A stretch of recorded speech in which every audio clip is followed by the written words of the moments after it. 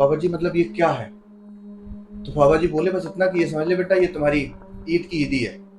बस आज से तेरी सारी चीजें ठीक हो जाएंगी, खुश रह।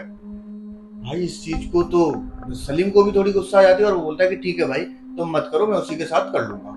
काम करो, एक आधी बाल्टी पानी भर के ले आओ।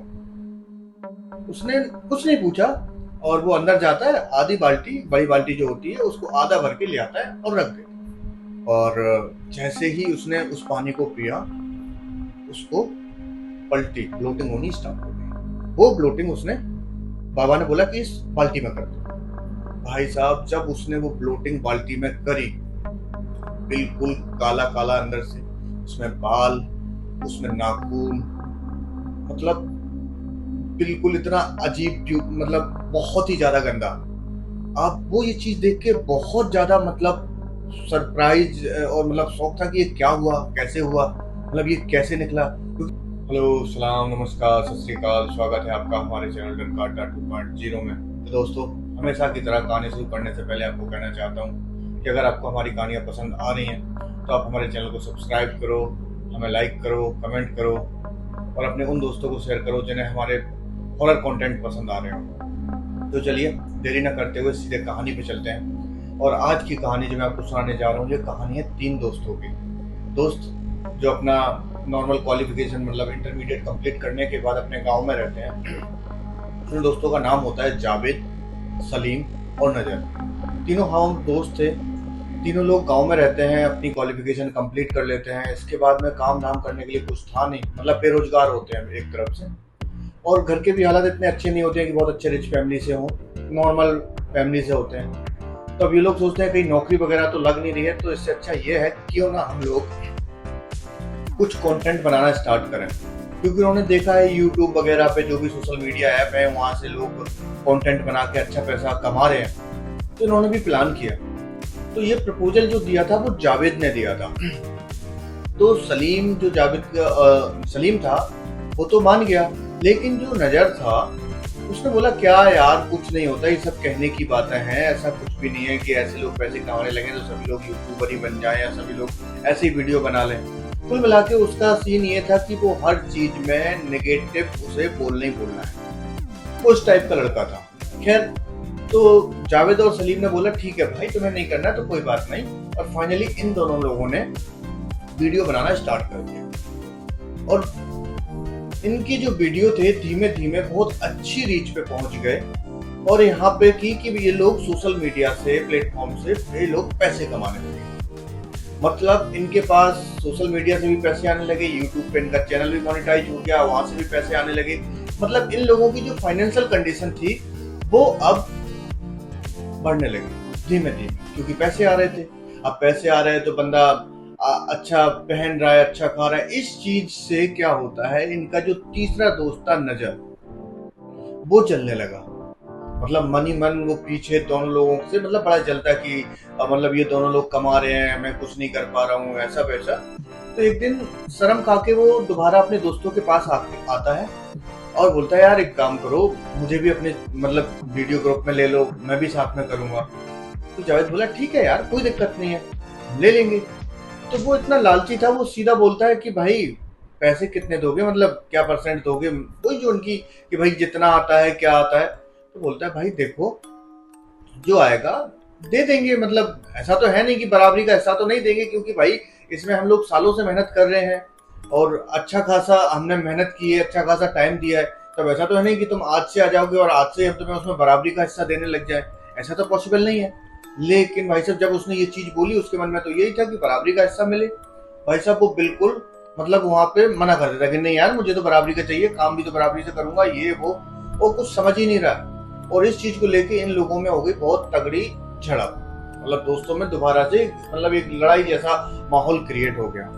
और बाद में धमकी देके जाता है कि अब मैं देखता हूँ कि तुम कैसे वीडियो बनाते हो।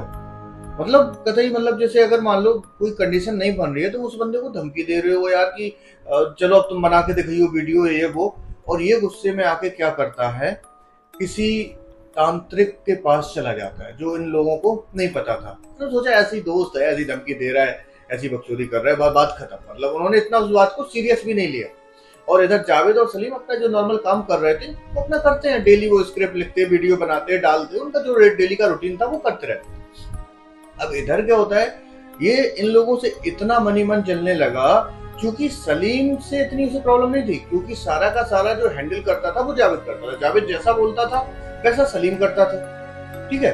तो अब क्या होता है, ये सलीम को भड़काने लगा पहले तो कि यार हम लोग करेंगे ऐसा वैसा, लेकिन सलीम क्या करता है कि नहीं भाई मैं जावेद के साथ ही कर रहा हूँ और जावेद के साथ ही करूंगा, ठीक है। तो उसे ऐसा लगा कि सलीम नहीं कट रहा है, तो उसने क्या किया कि वो एक तांत्रिक के पास जाता है और तांत्रिक के पास जाकर वो जावेद का ऊपर कुछ काला जादू करवा देता है। वो काला जादू इस लेवल का कराता है, वो क्या करता है, एक दिन जावेद के घर आता है, जावेद नहीं था उस दिन, जावेद के क्योंकि घर में मतलब मोहल्ले का घर है, मतलब ऐसे कोई घर वाले कोई बाउंडेशन तो होती नहीं है कि तुम नहीं आ सकते, वो चुपचाप से आता है और जावेद के यूज किए हुए कपड़े लेके जाता है और उन कपड़ों के बिहाफ से उसके ऊपर काला जादू किया जाता है।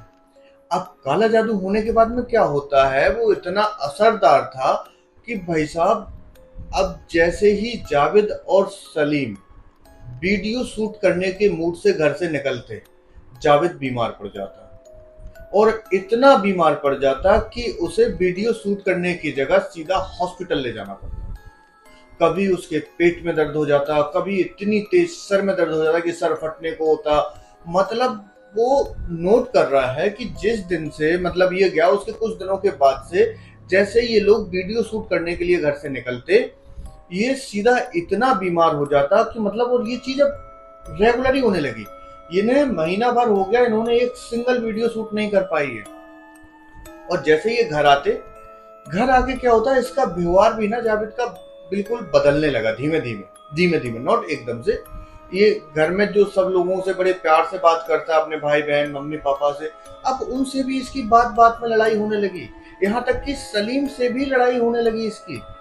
अब ये किसी से ढंग से बात ही नहीं करता, मतलब ये घर पे रहता तो है लेकिन घर पे किसी से बात नहीं करता। मतलब घर पे अब ये खाना भी नहीं खा रहा है, इतना खाना भी छोड़ दिया, दिन में एक आध चाय पी ले तो पी ले, पूरे दिन भूखा रहता। भाई साहब डॉक्टर के यहाँ जाते बीमार होने के बाद में, तो वहां पे भी उसने जो भी इसके पास पैसे वगैरह थे सारे खर्च कर दिए डॉक्टर के यहाँ जा जाके, और उसमें एक रिपोर्ट में एक सिंगल बीमारी नहीं निकली कि इसे हुआ क्या है, पता ही नहीं चलता। मतलब किस चीज का दर्द है, किस वजह से सारी चीजें हो रही हैं, इसका जो बिहेवियर है वो किस वजह से चेंज हो रहा है, और साथ साथ में ये बिल्कुल कमजोर होता जाता। मुश्किल से 2 से 3 महीने में ही इसका 10 से 15 किलो वजन टूट गया। मतलब ये बिल्कुल ऐसा दिखने लगा, मतलब अजीब सा हो गया। और इसका व्यवहार तो ऐसा हो गया कि भाई साहब किसी से एक सिंगल मुंह बात नहीं करता, अगर कोई इससे कुछ पूछ भी दे ना तो उल्टा क्या पता एकदम गालियां देने लग जाए। तो भाई सभी लोग अब इससे ना बिल्कुल कटे कटे रहने लगे। एक दिन क्या होता है, जब लंबे टाइम तक ये वीडियो शूट नहीं करे तो जो सलीम था, सलीम जावेद के पास आता है और बोलता है यार ऐसे कब तक चलेगा, मतलब अगर वीडियो नहीं डालेंगे तो दिक्कत आएगी। और इधर जो नजर होता है वो रेगुलर सलीम से कांटेक्ट में था कि भाई हम एक काम करते हैं, हम तुम करना स्टार्ट कर देते हो। बार बार उसके कान भर रहा है कि नहीं ऐसे तो बंद हो जाएगा, अब वो नहीं कर पा रहा है तो हम ही करेंगे, और वो कभी नहीं कर पाएगा, मैं गारंटी दे रहा हूँ। मतलब वो इस टाइप से बातें कर रहा है। और जबकि सलीम तो रैंडमली उससे मिलने भी आता, मतलब जावेद से, क्योंकि पार्टनर था। जिस दिन से वो लड़ाई हुई उस दिन के बाद से वो जो नजर था वो कभी मिलने नहीं आया। लेकिन सलीम इवन किसी ने भी ये चीज नहीं सोची थी कि जो नजर ने इसके ऊपर कोई काला जादू वगैरह करवाया है, ऐसा कुछ करवाया, किसी ने कुछ नहीं सोचा।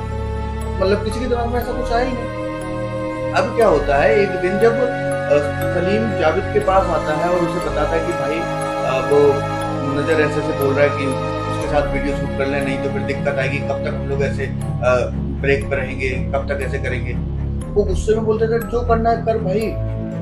मतलब वो बोल देता है कि तुम्हें जिसके साथ वीडियो बनाना है बना, उससे बात मत कर, और उससे लड़ने लग जाता है। भाई इस चीज को तो सलीम को भी थोड़ी गुस्सा आ जाती है और वो बोलता है कि ठीक है भाई तुम मत करो, मैं उसी के साथ कर लूंगा। अब भाई इधर जो सलीम और नजर अपना वीडियो स्टार्ट कर दिए बनाना, ये अपने घर पड़ा है। मतलब ये इतना बीमार, बिल्कुल इसकी हड्डियां निकल आई, मतलब वो बहुत बुरी कंडीशन में, रोटी नहीं खाता, और डॉक्टर के पास जाते कि कहीं पे कोई भी बीमारी का सिम्टम ही नहीं दिखाते डॉक्टर, सारी रिपोर्ट्स हो गई इसकी। अब क्या होता है, कुछ दिनों में रमजान आने वाले थे इसके, तो रोटी तो ये वैसे भी नहीं खाता। तो अब क्या होता है कि रमजान में हर एक बंदा ना 5 टाइम मतलब नमाज पढ़ता है, तिलावत करता है, थोड़ा ज्यादा दिन में लग जाता है। तो भाई इसी वजह से ये क्या करता है, ये पूरे रोजे रखता है, 5 टाइम की नमाज पढ़ता है, और उसके बाद में मतलब रो रो के दुआओं में अल्लाह से मांगता है कि भाई चीजें ठीक कर दे, जो चीजें खराब हुई हैं। मतलब उसे समझ ही नहीं आ रहा था ये चीजें हुई क्यों। जब भी ये कभी अपने सेंस में होता तो नॉर्मल तरीके से सोचता, लेकिन सेंस में ज्यादा टाइम रह ही नहीं पाता था। हमेशा ऐसा लगता कि मतलब बिल्कुल अजीब, इसे मतलब बहुत ही इसकी बुरी कंडीशन हो गई थी। अब एक्सप्लेन में समझ जाऊंगा। तो अब आगे क्या होता है, जब इस दिन ईद थी, रोजा खत्म होते हैं, ईद थी। ईद में भाई सभी लोग नमाज पढ़ के आते हैं, ये भी नमाज पढ़ के आया, अपने घर पे बैठा था। और उसके बाद में क्या होता है, इसके डोर पे ना नॉक होता है, जैसे किसी ने नॉक किया हो तो डोर पे जाता है। तो एक फकीर बाबा थे, उन्होंने बोला बेटा कुछ खाने को दे दो। वो भाई परेशान तो था ही, आ जाओ बाबा। वो अंदर बुलाता है, अपने घर में बिठाता है कुर्सी पे, और जो घर में बना था सेवैयां से कोरमा वगैरह सारी चीजें वो ले आके बाबा जी के सामने रख देता है। तो फकीर बाबा ने जो एक कटोरी उठाई, उसमें से एक चम्मच खाया, और चम्मच खाने के बाद उससे बोलते हैं कि क्या बात है बेटा, इतने दुखी क्यों हो, आज तो ईद है, खुशी का त्योहार है, और तुम इतने सैड लग रहे हो। ऐसा लग रहा था जैसे शायद उस दिन वो अपने सेंस में हो, इसलिए शायद फकीर बाबा को वो नॉर्मली जवाब दे रहा था। तो उसने बताया कि बाबा साहब क्या दुखी, मतलब सारी चीजें खत्म हो गई। उसने अपनी सारी चीजें बता दी टू जेड, कैसे वो काम कर रहा था, कैसे कैसे सारी चीजें हुई, कैसे फिर वो वीडियो शूट करने जाता, उसकी तबीयत खराब हो जाती, और अभी भी उसकी कैसे तबीयत खराब है, डॉक्टर के पास जाता तो कुछ नहीं निकलता। उसने ए टू जेड सारी चीजें बता दी। तो फकीर बाबा बैठे, मुस्कुराए, और उसके बाद उससे बोला कि एक काम करो, एक आधी बाल्टी पानी भर के ले आओ। उसने कुछ नहीं पूछा, और वो अंदर जाता है, आधी बाल्टी, बड़ी बाल्टी जो होती है उसको आधा भर के ले आता है और रख देता है। उसके बाद फकीर बाबा बोलते हैं एक गिलास पानी और ले आओ। वो एक गिलास पानी और लाता है। तो वो जो फकीर बाबा थे, उन्होंने क्या किया, उस पानी पे काफी देर तक कुछ गुदगुदाते रहे, पढ़ते रहे, मतलब 2-5 मिनट तक। उसके बाद उसने फूंक मार के इससे बोला कि लो इसे पी लो। और जैसे ही उसने उस पानी को पिया, उसको पलटी, ब्लोटिंग होनी स्टार्ट हो गई। वो ब्लोटिंग उसने, बाबा ने बोला कि इस बाल्टी में कर दो। भाई साहब जब उसने वो ब्लोटिंग बाल्टी में करी, बिल्कुल काला काला अंदर से, उसमें बाल, उसमें नाखून, मतलब बिल्कुल इतना अजीब, मतलब बहुत ही ज्यादा गंदा। आप वो ये चीज देख के बहुत ज्यादा मतलब सरप्राइज और मतलब शौक था कि ये क्या हुआ, कैसे हुआ, मतलब ये कैसे निकला, क्योंकि उसने तो कभी ये चीज सोची नहीं थी। लेकिन जैसे ही उसे ये पलटी होती, उसका शरीर जो था ना, जो मतलब बिल्कुल अकड़ा हुआ था, दिमाग एकदम भारी था, कुछ सोच नहीं पा रहा, वो एकदम ऐसा लग रहा है जैसे बिल्कुल रिलैक्स हो गया, मतलब बिल्कुल हल्का, जैसे पहले फील होता था। अब उसने बाबा जी से पूछने की कोशिश करी, तो पूछा कि बाबा जी मतलब ये क्या है। तो बाबा जी बोले बस इतना कि ये समझ ले बेटा, ये तुम्हारी ईद की ईदी है, बस आज से तेरी सारी चीजें ठीक हो जाएंगी, खुश रह। और इतना वो सोच ही रहा था कि बाबा जी ने उसे क्या बोला, वो फकीर बाबा ने। और उसके बाद वो जो फकीर बाबा थे, जो इतना सारा उन्होंने खाने के लिए लगाया था, उसमें से किसी में से कुछ नहीं खाया, और सीधा उठे और गेट की तरफ, मतलब बाहर की तरफ चले जाते। शायद वो इतनी देर में अपने दिमाग में कैलकुलेट कर रहा था कि बाबा जी ने क्या बोला, मैं क्या पूछूं, आगे क्या करूं। इतनी देर में बाबा जी चले जाते हैं, और जब तक वो सोच पाता है, जब तक वो बाबा के पीछे भाग के गया कि बाबा जी से पूछो तो सही कि ये था क्या, ये कैसे हुआ, किसने किया। उसके दिमाग में जो सवाल आए होंगे वो बाद में आए। और जैसे ही गेट पे पहुंचता है, देखता है जबकि उसकी बंद गली थी, सीधी लंबी सामने की तरफ कम से कम 100-200 मीटर, मतलब 1-2 सेकंड 5 सेकंड में बंदा कहाँ जा पाएगा। वो बाहर जाता है, बाहर कोई भी नहीं दिखा, मतलब उसे बाबा जी दोबारा कभी नहीं दिखे। तो दोस्तों शायद कभी कभी ऐसा होता है कि लोग बुरा करना चाहते हैं, लेकिन ऊपर वाला जो भगवान है, जो अल्लाह है, वो हमेशा अपने बंदों का साथ देता है और उन्हें एक मुसीबत से बचाता है। तो शायद जो जावेद था उसको ये ईद की ईदी ही देके गए हैं, जो शायद ऊपर वाले की तरफ से था। तो दोस्तों ये थी हमारी आज की कहानी। इसी प्रकार की और भी कहानी सुनने के लिए आप हमारे चैनल से जुड़े रहिए और हमें कमेंट जरूर करिए। धन्यवाद।